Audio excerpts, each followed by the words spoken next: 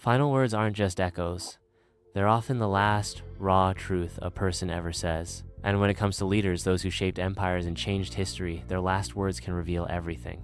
Let's start with a man who ruled Rome with ambition and met death with betrayal. Julius Caesar had just declared himself dictator for life. On the Ides of March, 44 BCE, he walked into the Senate thinking he was untouchable.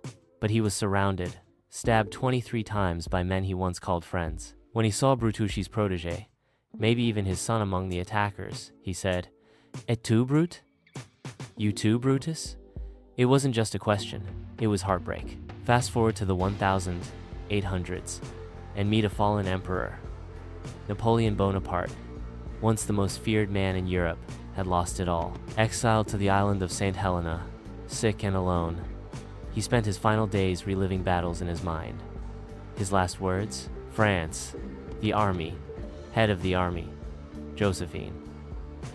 In the end, he wasn't thinking of politics, but of power, and the woman he once loved.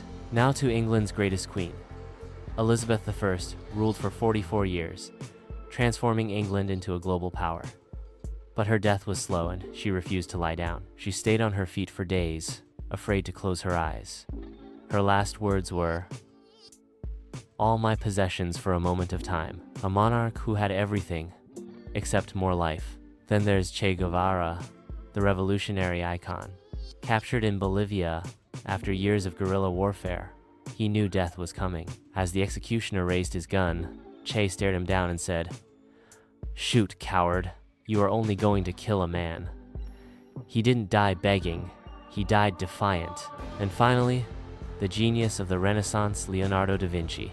He painted the Mona Lisa, sketched early designs for flying machines, and changed art forever. But as he lay dying, he whispered, "I have offended God and mankind because my work did not reach the quality it should have." The greatest mind of his age died thinking he had failed. These last words aren't just historical trivia. They are windows into ambition, regret, love, and legacy. Because how a person dies says as much about them as how they lived.